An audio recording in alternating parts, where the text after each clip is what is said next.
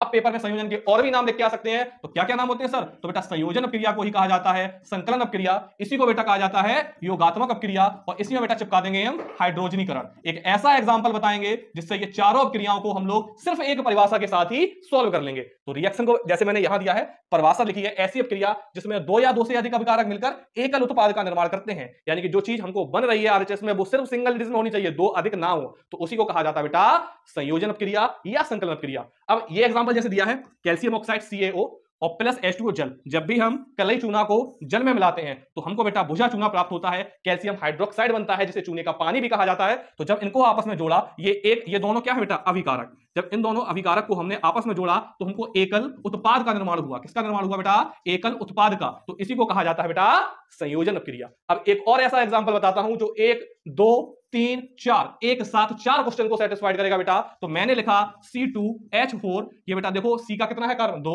H कितना है 4, जब भी डबल होता है तो वो एल्कीन श्रेणी में आता है। तो ये फॉर्मूला बेटा एथिलीन का है। जब इसमें हम H2 की क्रिया कराते हैं, हाइड्रोजन का योग कराते हैं बेटा, तो ये एल्कीन श्रेणी से एल्केन श्रेणी में कन्वर्ट हो जाता है, यानी कि C कितने थे 2, तो यहां 2 लिखे, H4 में जब 2 H जोड़ेंगे तो बेटा H6 बन गया।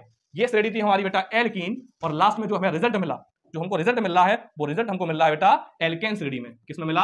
एल्केन श्रेणी में। यानी कि इट मींस बच्चा ये हुआ, जब भी हम हाइड्रोजन का योग किसी भी अपक्रिया में कराते हैं तो वो रिजल्ट एल्केन श्रेणी में आया। अब करना कैसा है? संकलन अपक्रिया, जब दो आपस में जुड़ रहे हैं एक उत्पाद बन रहा है, हुआ फिट। संयोजन अपक्रिया, जब दो या दो से अधिक अभिकारक आपस में मिलकर एकल उत्पाद का निर्माण कर दे, संयोजन अपक्रिया। योगात्मक अपक्रिया, जब भी किसी अपक्रिया में योग हाइड्रोजन का योग कराया जाता है या योग कराया जाता है तो उसको कहते हैं योगात्मक अपक्रिया।